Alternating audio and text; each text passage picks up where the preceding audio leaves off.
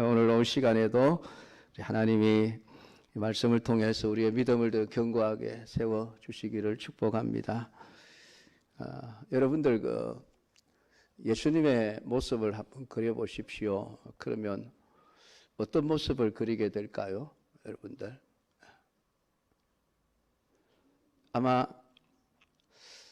대부분의 성도들이 십자가에 못 박히신 예수님의 모습, 초림의 예수님의 모습을 아마 다 그릴 겁니다. 사실 예수님의 모습은 우리가 모릅니다.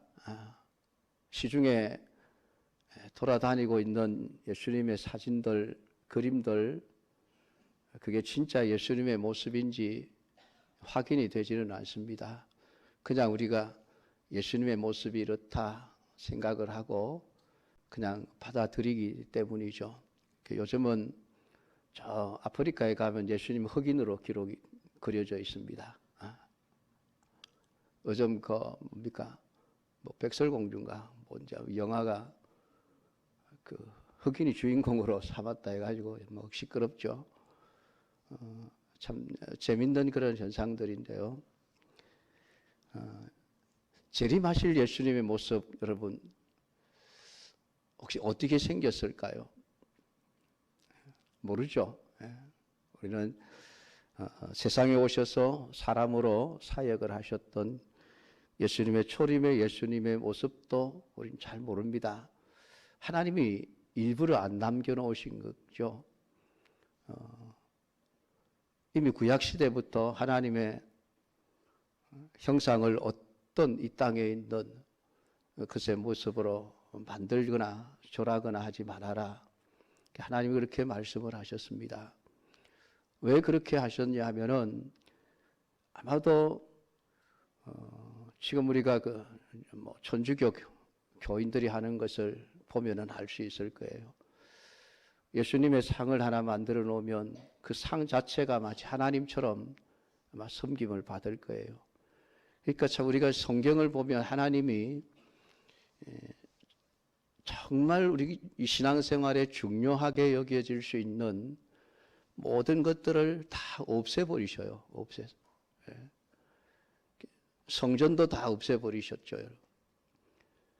언약궤도 다 없어요. 언제 어떻게 없어졌는지를 몰라요. 언약궤 얼마나 여러분 중요한 겁니까? 우리 신앙생활을 하고 구약 시대에는 정말 그 언약궤가 모든 삶의 중심이었죠. 근데 하나님이 어느 날 싹 없애버리시고 어떻게 없어졌는지도 몰라요. 그래서 왜 없애버리셨을까? 만약에 언약궤가 지금까지 남아 있다면은 아마 그게 신성시 되겠죠. 신성시. 하나님처럼 어쩌면 하나님보다도 더 사람들과 가깝게 여겨질 수 있을 겁니다. 그래서 하나님은 자기의 사진 하나 안 남겨놓으셨어요.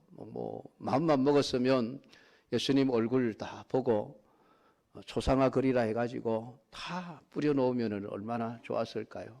그럼 우리도 예수님이 이런 모습이셨구나 그렇게 알 수가 있을 텐데 대부분의 우리 예수님의 모습이 백인으로 이제 묘사가 되어 있죠. 백인. 사실은 백인은 아니죠. 우리 예수님 중동 지역에 태어나셨으니까 좀 까무잡잡한 그런 얼굴의 모습을 하고 계실 겁니다. 어쨌든 우리 사람들은 지금까지 많이 들어왔고 또 맞는지 안 맞는지 확인도 안 되지만은 예수님의 그 사진들, 그림들 이런 것들을 굉장히 많이 접해왔습니다. 그러니까 우리의 머릿속에는 예수님의 모습이 이렇다라고 하는 게 그냥 박혀 있는 것이죠. 기억이 저장이 되어져 있기 때문에 예수님의 모습을 그려보라 그러면은 대부분이 고난 받으시는 예수님 아마 그런 모습을 그리게 될 겁니다. 그러나 사실 우리 십자가에 못 박혀 우리를 위해서 대신 속죄의 죽음을 죽어주신 예수님 그 예수님의 사역도 귀하지만은 그런데 이미 다 완성된 사역이에요. 완성된 사역이고 이제 우리 신자들에게 남아있는 것은 다시 오실 예수님이죠. 재림하실 예수님. 그 재림하실 예수님을 우리가 머릿속에 사실은 좀 상상을 좀 해야 됩니다. 왜냐하면 예수님 재림하실 모습을 우리에게 가르쳐 주신 적이 없기 때문이죠. 정확하게.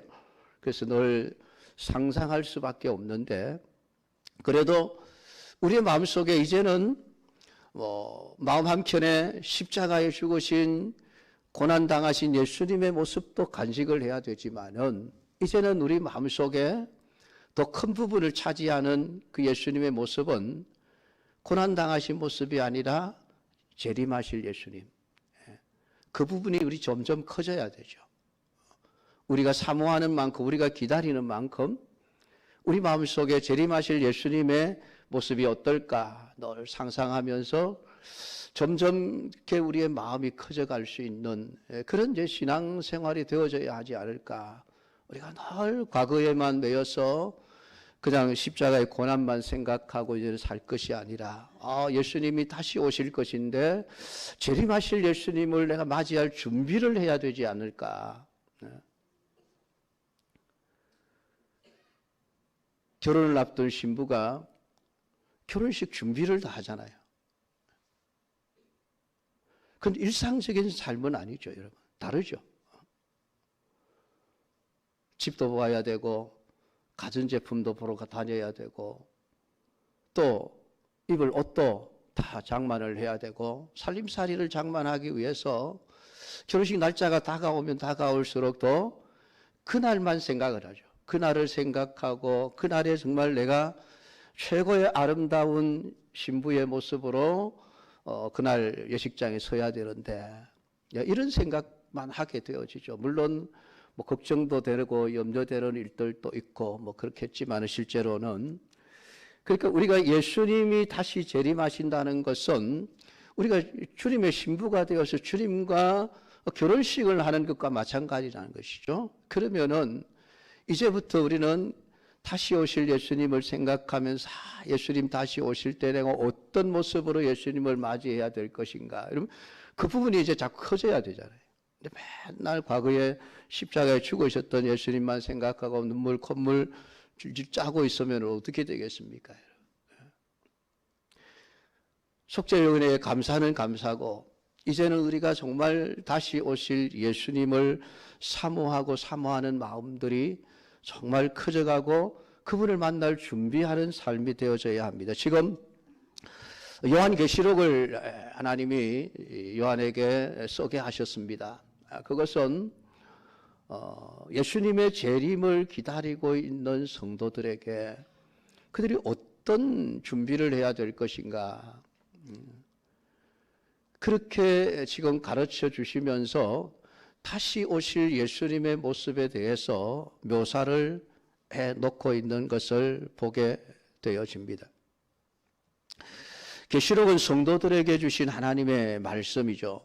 세상의 역사가 어떻게 진행될 것이고 그 모든 진행이 하나님의 뜻을 따라 진행되고 있으며 최종적인 승리는 하나님의 나라라는 것을 가르쳐 주어서, 그 당시에 로마 황제로부터 극심한 핍박을 받고 있었던, 그래서 어떤 사람들은 믿음의 갈등도 일으키지 않겠습니까? 내가 진짜 이렇게 힘들게 예수를 믿어야 되나?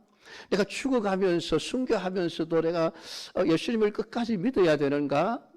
내가 직장을 잃어가고 내가 집을 빼앗기고 재산을 빼앗기고 그래서 가난한 삶을 살고 산속에 들어가서, 아니면 지하의 카타콤, 지하 무덤 속에 들어가서 사는 비참한 생활을 하면서도 진짜 내가 이 예수님을 진짜 믿어야 되는가라고 하는 그런 고민과 갈등을 가진 사람들이 왜 없었겠습니까? 뭐 굉장히 믿음이 좋아서 나는 죽어도 예수님 믿겠습니다라고 순교의 길을 당당하게 걸어가신 분들도 있었지만은 그렇지 못한 분들도 많이 있었던 거예요. 그러니까 그들에게 흔들리지 말아라, 흔들리지 말아라. 지금 겪고 있는 세상의 모든 그런 주는 박해와 그런 환난들은 잠시 지나가는 것들이다. 그리고 예수님이 반드시 약속하신 대로 이 땅 위에 다시 오신다. 그 다시 오시는 예수님은 어떤 모습일까? 사실 제자들의 기억 속에 남아있는 예수님의 모습은 십자가에 죽으신 모습이죠. 약간 한 60년 지금 이 요한이 말씀을 받았던 때가 적어도 한 예수님이 십자가에 죽으시고 난 이후에 60년이 지나고 난 그런 때입니다. 그러니까 그 지나간 때에 이제 예수님과 함께 생활했던 그러한 삶들, 예수님이 십자가에 죽으셨던 모습들, 피를 흘리며 가시관을 쓰고 손과 발에 못이 박히고 옆구리에 창이 찔려 참 피를 흘리며 죽어가는 그 예수님의 모습들 많이 제자들의 그 기억 속에 선명하게 새겨져 있지 않겠습니까? 그러니까 오늘 그들에게 이제는 좀 다시 오실 예수님 생각하며 살아라. 그 예수님은 초림의 예수님과는 다른 모습이야. 왜냐하면 재림하시는 예수님의 모습은 이 세상을 심판하고 통치하고 다스리시는 왕이며 재판장의 모습으로서 오실 것이야. 그러니까 십자가에 죽으신 초라하고 연약한 예수님의 모습, 그런 모습으로 오실 것이 아니야. 그러니까 너희들이 지금 당당하게 오늘 예수님께서 만왕의 왕으로서 이 세상에 오셔서 세상을 심판하실 그날을 생각하면서 지금 현실 속에서 신앙생활하는 게 어렵고 힘들지만은 참고 견뎌라. 그것을 지금 말씀을 해주고 있는 것입니다. 오늘 요한은 환상 중에 예수님의 모습을 봅니다. 그것이 지금 13절부터 20절까지 쭉 기록이 되어져 있습니다. 그분은 7 촛대 사이를 거닐고 계셨습니다. 그 7 촛대는 마지막 20절에 가면 교회라, 7 교회라라는 말씀을 하고 있습니다. 이 7 교회라고 하는 것은 단순히 진짜 숫자 7을 의미하기도 하지만은 하나님께서 쓰시는 이 7이라는 숫자는 완전수입니다. 완전수. 그러니까 모든 교회를 통칭해서 지금 7 교회다라고 말씀을 하는 겁니다. 그러니까 만약에 이 7 교회가 진짜 아시아, 소아시아 지역에 있는 2장부터 나타나 있는 그 7 교회뿐이라고 한다면 다른 교회들은 예수님이 그냥 통치하고 다스리지 않는 그런 내버려둔 교회가 되어져 버리는 것이죠.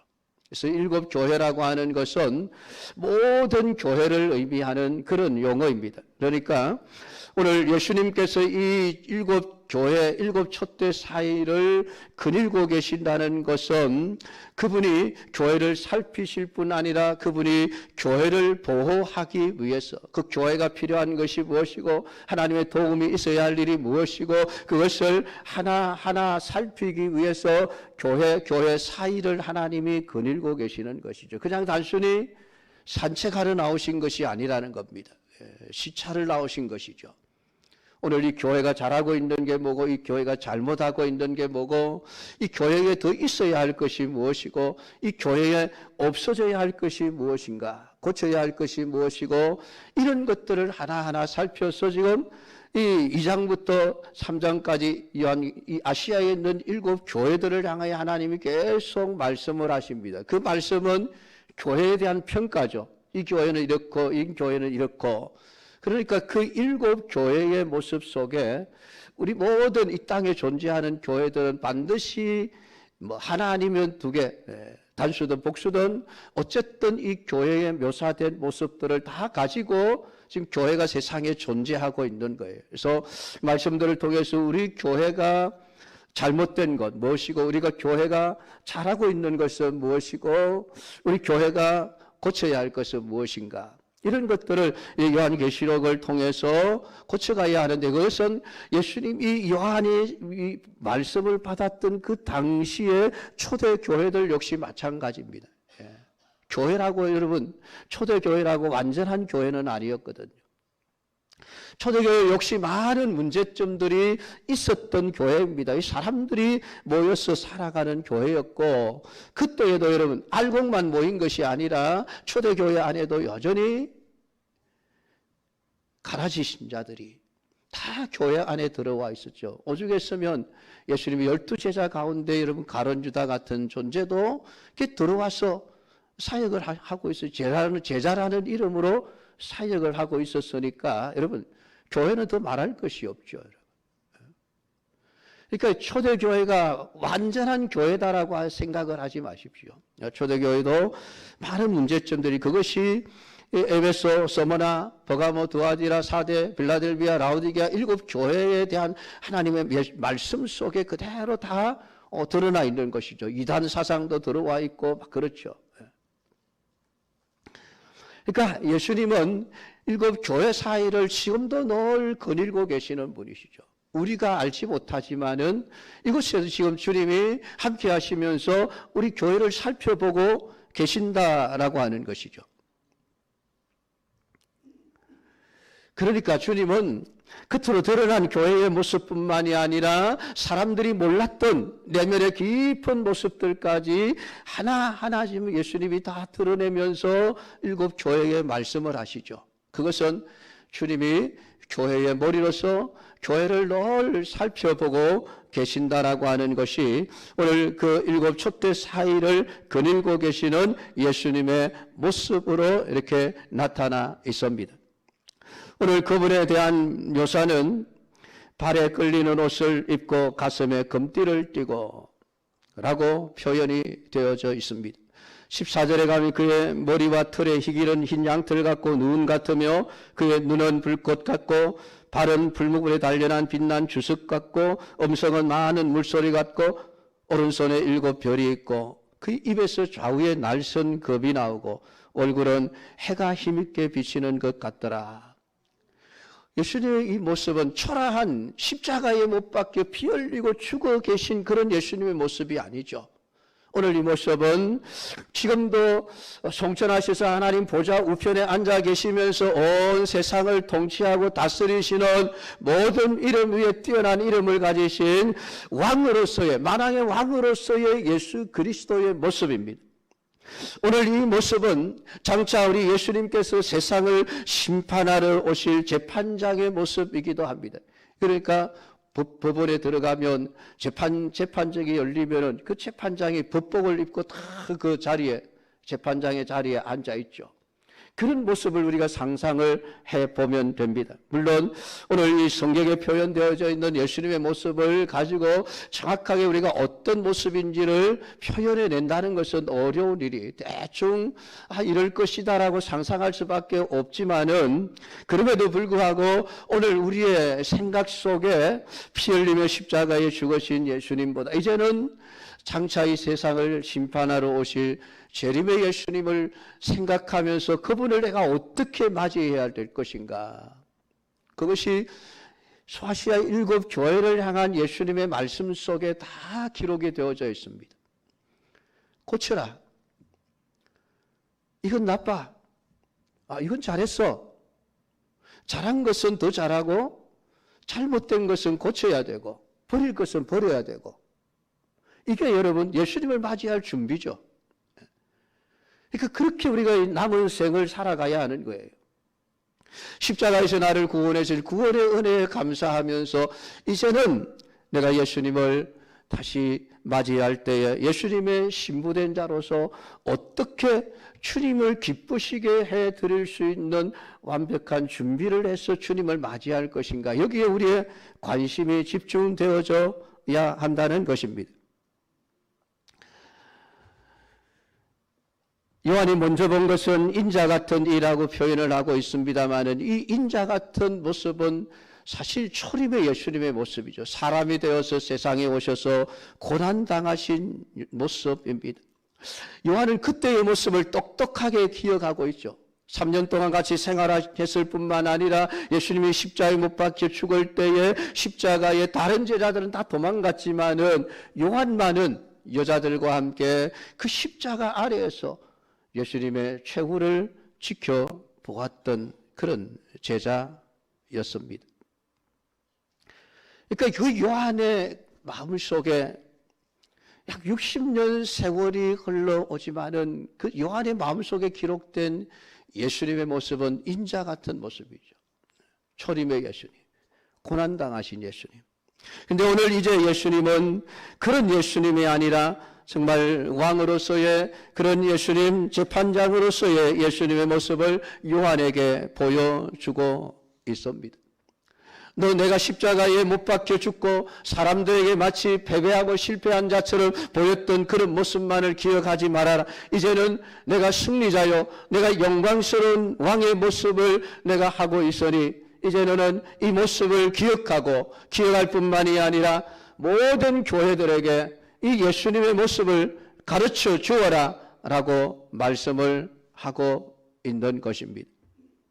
오늘 이 예수님은 우리와 영원토록 함께 계실 것이라고 말씀을 하고 있습니다. 오늘 예수님의 머리털은 양털과 눈과 같이 휘었다라는 모습을 하고 있습니다. 이 머리털이 왜 이렇게 휘어졌는지에 대해서 정확하게 우리는 성경이 말을 하고 있지 않아 알 수가 없습니다만, 죄가 없으신 예수님의 모습, 고난당하신 예수님의 모습은 어땠을까요, 여러분? 머리에 가시면류관을 쓰신 예수님의 모습, 그 머리털이 전부 붉은 피로 물들어 있었지 않겠습니까? 그때의 모습이 아니에요, 이제는.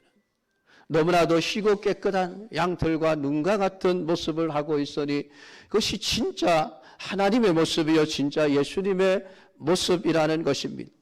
그것은 고난당하는 초라한 예수님의 모습이 아니라 영광으로 빛나는 예수 그리스도의 모습을 머리털은 양털과 눈과 같이 희다라는 모습으로 표현을 해놓고 있는 것입니다. 그 눈은 불꽃 같다고 말씀을 합니다. 그 불꽃 같은 눈은 모든 것을 꿰뚫어 보는 눈이니 그분의 눈앞에서 우리는 벌거벗은 것 같이 우리의 생각이나 우리의 행동이 그대로 드러나게 될 것을 말씀을 하고 있는 것입니다. 숨길 수 없는 하나님. 그래서 우리의 모든 행동을 하나하나 달아보고 계시는 하나님. 바벨론의 마지막 날 벨사살을 달아보시고 부족할 때에 그를 심판하셨던 그 하나님, 지금도 우리의 모든 생각과 우리의 행동 하나, 우리의 말 한마디를 주님은 다 불꽃 같은 눈으로 보고 계십니다. 안 보는 것 같지만은 주님은 다 보고 계십니다. 사람들은 다 보지 못하지만은 예수님은 다 보고 계십니다. 그러니까 우리가 그 예수님을 의식하고 살아갈 때에는 아무렇게나 행동할 수가 없죠. 아무렇게나 말을 쏟아낼 수가 없는 겁니다. 근데 이 예수님, 불꽃 같은 눈을 가진 그 예수님을 우리가 의식하지 않고 살아가니까 그냥 내 감정대로, 내 기분대로 행동하고 말하고, 여러분, 그것이 죄인 줄도 우리가 의식하지 못한 채 그렇게 죄를 지을 경우들이 얼마나 많이 있습니까? 솔직하게 고백하면 그렇지 않습니까? 우리 모두가 다. 그러니까 조금이라도 오늘 불꽃 같은 눈으로 나를 살펴보고 계시는 그 예수님을 생각한다면 오늘 내 모든 행동이 어쨌든 과거보다는 조금 더 하나님의 말씀에 가깝게 되어질 수 있지 않겠습니까? 오늘 여러분이 모든 삶을 지켜보시는 예수님을 의식하고 살아갈 수 있기를 축복합니다. 바른 빛난 주석과 같다라고 말씀을 하고 있는데 불순물이 섞이지 않은 단단한 상태를 묘사하는 단어입니다. 주석이라 그래봐야 여러분 세상에서 많은 그런 철들 중에서 그렇게 비싼 것도 아니죠. 귀한 것도 아니죠. 다이아몬드보다도 약하고 금보다도 값이 싼 것이 바로 이 주석입니다. 근데 예수님의 발을 주석과 같다라고 표현한 것은 진짜 주석을 의미하는 것이 아니라 그만큼 바른 단련한 빛난 모습, 그러니까 아주 단단하고 견고하고 그러면서도 아주 빛이 막 광채가 나는 그런 모습을 요한이 보고 주석과 같다라고 그렇게 느껴서 지금 표현을 한 것이죠. 그래 오늘 이 단단한 빛나는 발은 심판의 발을 의미하는 것입니다. 오늘 예수님께서는 이 발을 가지고 진노의 포도즙틀을 밟으신다고 요한계시록 19장 15절에서 그렇게 말씀을 하고 있습니다. 이 눈과 발에 대해서는 특별히 우리가 2장에 가면은 두아디라 교회를 말씀하실 때에 특별히 예수님의 눈과 이 발, 그러니까 불꽃 같은 눈을 가지시고 빛난 주석과 같은 발을 가지신 그 주님께서 두아디라 교회를 향하여 이렇게 말씀하셨다라고 표현이 되어져 있습니다. 그러니까 이 7 교회들을 보면은 그 예수님 말씀하시는 예수님의 모습이 다르게 표현이 되어져 있어요. 거기에 지금 이 오늘 우리가 읽은 1장 13절부터 16절까지의 예수님을 묘사하고 있는 그 모습들을 각각 다르게 교회마다 필요한데 우리 필요한 만큼의 주님을 묘사하면서 교회들에 대해서 말씀을 하고 있는 것을 보게 되어집니다. 그러니까 눈과 발은 특별히 이 두아디라 교회가 무엇을 잘했고 무엇을 잘못했는지를 다 아시고 계시면서 그들의 악한 것에 대해서 심판하시는 하나님의 모습을 묘사하고 있으니 이 빛난 주석과 같은 발을 가지신 예수님은 오늘 만왕의 왕으로서 이 세상의 모든 사단과 악의 권세들을 발로 짓밟으실 그 권능을 가지신 예수 그리스도를 우리에게 말씀을 해주고 있습니다. 그분의 음성은 많은 물소리와 같다라는 말씀을 합니다. 이 물은 그냥 절절절절 흘러가는 저 골짜기의 맑은 시냇물을 말하는 것이 아닙니다. 이게 많은이라고 번역되어져 있는 헬라어 펄로는 엄청나게 많고 큰 그런 상태를 의미하는 것입니다.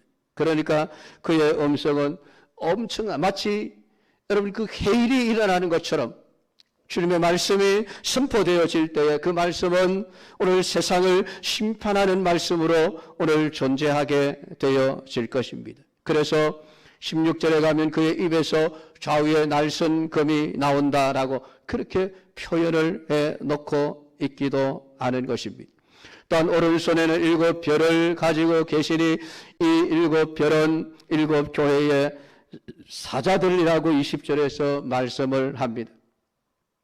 교회의 지도자를 세우시고 붙들어 사용하시는 분이 예수님이심을 말하고 있는 것입니다. 오늘 교회의 지도자들을 세우시는 것은 사람이 아니라 주님이십니다. 주님이 필요한 자들을 세우시는 것이죠. 아론을 대제사장으로 세운 것에 대해서 많은 사람들이 불평을 했습니다. 아니 하나님, 내가 아론보다 더 잘할 수 있거든요. 아론 저 사람 나보다 못한 사람이거든요. 근데 왜 나를 안 세우고 아론을 제사장으로 세우셨습니까? 사람들이 불평, 불만을 더해놓기 시작을 했습니다. 그러자 하나님이 그 족장들에게 한 명씩 지팡이를 가져오라. 그리고 아론도 지팡이를 가져오라. 그래서 그 지팡이를 하룻밤새에 성전 안에 두었더니 아침에 보니 아론의 지팡이에만 싹이 났다. 라고 하는 이야기를 우리 성경 속에서 들어 알고 있습니다. 무엇을 말하는 것입니까? 하나님이 그 교회의 지도자들, 이스라엘 백성들의 지도자들을 세울 때에 사람들의 어떤 재주나 실력과 능력을 가지고 선택하는 것이 아니라 하나님의 기쁘신 뜻을 따라서 선택을 하시고 그에게 사역을 맡겨주시는 겁니다. 그러니까 거기에 대해서 우리가 불평, 불만을 가지면 안 된다고 하는 것을 이야기를 하고 있는 것이죠. 그러니까 7 교회에 7 별을 붙들고 계시는 분은 오직 주님이시다라고 하는 것. 이것을 오늘 우리가 분명히 인식하고 있어야만 한다는 것입니다. 입에서 좌우에 날선 검이 나오는데 날이 한쪽에만 서 있는 칼을 도라고 합니다. 여러분이 주방에서 쓰는 한쪽에만 날이 서 있는 칼은 도예요. 도. 그리고 양면에 날이 서 있는 그 칼을 가리켜서 검이라고 합니다. 그러니까 도라고 하는 것은 주로 베거나 자를 때에 사용하는 것이고 이 검은 주로 찌르는 것이 목적으로 만들어진 칼입니다. 그러니까 에베소서 6장 16절에 구원의 투구와 성령의 검, 곧 하나님의 말씀을 가지라라고 이야기를 합니다. 히브리서 4장 12절은 하나님의 말씀은 좌우의 날선 어떤 검보다 예리하여 혼과 영과 및 관절과 골수를 찔러 쪼개기까지 하며 라고 말씀을 하고 있는 것을 보게 되어집니다.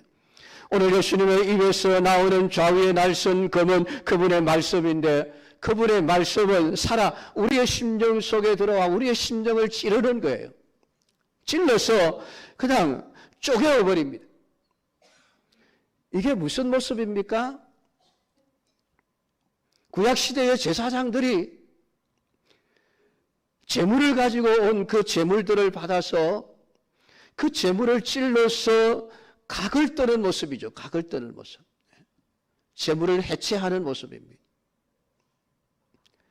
우리의 마음과 생각과 뜻을 판단하시기 위해서 하나님은 우리의 모든 마음의 생각과 뜻을 다 하나님께서 드러내신다는 것이죠. 그러니까 우리의 속에 숨어있는 생각들까지도 하나님은 하나하나 찾아내어서 쪼개어버립니다. 그래서 잘못된 생각들을 고치도록 만들어 가시는 것이죠. 죄는 회개하게 하시고 그 역할을 하는 것이 살아있는 하나님의 말씀입니다. 또한 계시록 19장 15절에서는 그의 입에서 예리한 검이 나오니 그것으로 만국을 치겠고 친히 그들을 철장으로 다스리며 친히 하나님 곧 전능하신 이의 맹렬한 진노의 포도주토를 밟겠고 라고 기록이 되어져 있습니다. 그 입에서 나오는 예리한 검으로 만국을 치신다라고 표현을 해놓고 있습니다. 사실 말씀은 우리를 살리는 말씀이지만 이 말씀은 양면성을 가지고 있는 겁니다. 이 말씀은 심판이기도 합니다.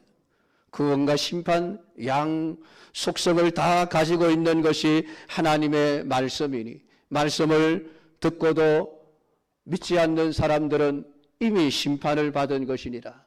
말씀을 받았다는 그 자체가 이미 그들에게 심판이라고 성경은 말씀을 하고 있습니다. 마지막 때에 오늘 예수님의 말씀이 세상의 모든 존재들에 대한 심판을 하게 될 것입니다. 내가 그렇게 말했잖아. 내가 그렇게 말했는데 너는 내 말을 믿지 않았잖아. 하나님의 말씀이 심판의 근거가 되어지고 심판의 도구가 되어질 것입니다. 그리고 오늘 이 입에서 좌우의 날성검이 나오는 이 모습의 예수님은 버가모 교회의 사자에게 편지하라. 좌우의 날선검을 가지신 이가 이르시되, 버가모 교회를 향하여 이 좌우의 날선검, 입에서 나오는 그 말씀을 주시는 예수 그리스도의 모습으로 그 버가모 교회를 향해서 말씀을 하고 있습니다. 그러면서 16절에 그러므로 회개하라. 그러지 아니하면 내가 네게 속히 가서 내 입에 검으로 그들과 싸우리라. 말씀을 주셨을 때에 그 말씀을 받아 내 심령이 찔러 쪼개어지고 내 속에 더럽고 악한 죄악들을 발견하면서 회개하지 아니하면 결국은 예수님의 그 입에서 나오는 그 검으로 주님이 우리를 심판하시게 될 것이라고 말씀을 하고 있습니다. 오늘 좌우의 날선 검이 나오는 그 예수님의 입에서 나오는 그 말씀들을 여러분 생명처럼 여기며 그 말씀에 순종하는 삶을 살아낼 수 있는 자가 되기를 축복합니다. 마지막 7절로 그 얼굴은 해가 힘있게 비치는 것 같더라라고 말씀을 합니다. 오늘 흑암의 세력들을 하나도 남김없이 사라지게 하는 능력을 가지신 분이심을 말씀을 합니다.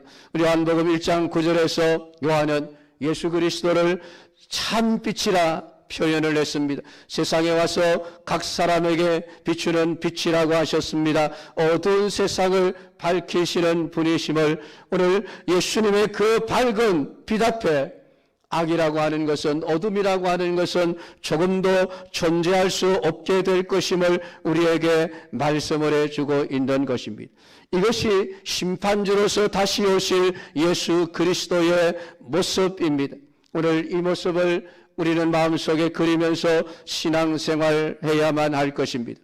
오늘 요한은 그 예수님의 모습을 보자마자 발 앞에 엎드러져 죽은 자 같이 되었다 했으니 요한뿐만이 아니라 모든 사람들은 이 영광스러운 하나님의 모습 앞에 바로 설 수 있는 자가 한 사람도 없는 것입니다. 비록 로마의 황제라 할지라도 오늘 이 예수님의 영광스러운 모습을 보게 되면 그 앞에 엎드러질 수밖에 없다는 것을 말씀을 하고 있습니다. 사람이 되어 오셨던 예수님을 무시하고 멸시하고 급박하고 십자가의 못을 박아 죽게 만든 사람들 또한 재림의 예수님 앞에 서게 되어지면 그들이 취할 행동은 오직 하나뿐입니다. 주님의 발 앞에 엎드러져 죽은 자 같이 될 수밖에 없는 것입니다. 이것이 승리하신 예수 그리스도의 권능입니다. 영원한 승리를 소유하고 계신 예수님의 모습을 우리에게 가르쳐 주고 있습니다. 그러니까 그 모든 이 주님의 발 앞에서 엎드려 죽은 자 같이 된 자들 가운데 놀랍게도 하나님은 요한을 향하여 오른손을 얹고 두려워하지 말라, 나는 처음이요 마지막이라 말씀해 주고 있습니다. 그것은 하나님의 택하신 자들은 비록 주님 앞에서 엎드려져 죽은 자 같이 될 수 있을지라도 주님이 다시 일으켜 주시는 놀라운 은혜의 역사를 말씀을 해주고 있는 것입니다. 사랑하는 성도 여러분, 그분이 손을 잡아 일으키는 자들은 일어날 것이니 영원한 부활의 상징을 우리에게 보여주고 있습니다. 오늘 예수님은 우리에게 자비와 사랑을 베푸셔서 우리를 모든 불신자들 앞에서 일으켜 세우실 것입니다. 세상에서는 그리스도인들이 세상의 권력과 핍박 앞에서 쓰러지고 넘어질 수밖에 없지만은 최후에 일어날 자들은 그리스도인들임을 오늘 예수님은 말씀해 주고 있으니 믿음을 지킨 그들을 주님은 하나하나 손을 내밀어 일으켜 세워주실 뿐만 아니라 내가 전에는 죽었지만은 이제 세세토록 살아있어 사망과 음부의 열쇠를 가졌다라고 선언을 하고 있으니 그 주님이 우리를 일으켜 세워주실 때에 우리에게는 영원한 생명이 주어지게 되는 것입니다. 잠언 24장 16절은 이렇게 말씀합니다. 대저 의인은 7번 넘어질지라도 다시 일어나려니와 악인은 재앙으로 말미암아 엎드러지느니라. 오늘 여기서 말하는 7번 넘어진다는 이 표현은 신자들이 세상에서 살아가면서 모든 불신자들로 인하여 핍박과 환난을 받고 쓰러지는 그런 모습들에 관한 이야기입니다. 세상에서의 관점에서 보면 예수 믿는 사람들이 실패자가 되어지고 망하는 자가 되어지고 어리석은 선택을 한 것처럼 보일지라도 나는 다시 일어날 것입니다. 주님께서 우리를 8번째 일으켜 세워주실 것이니 오늘 본문에 엎드러져 죽은 자같이 된 요한을 예수님의 오른손으로 일으켜 주시는 것처럼 오늘 우리 모든 그리스도인들을 가장 마지막에 일으켜 세워주시는 주님의 놀라운 은혜가 우리에게 주어질 것을 약속해 주고 있는 것입니다. 반면에 악인은 재앙으로 말미암아 엎드러질 수밖에 없으니 영원히 일어날 수 없는 자들이 되어질 것입니다. 사랑하는 성도 여러분, 주님은 우리를 일으켜 세우시는 자들임을 기억하시기를 바랍니다. 어떤 실패의 자리, 어떤 넘어진 자리에서도 포기하지 마십시오.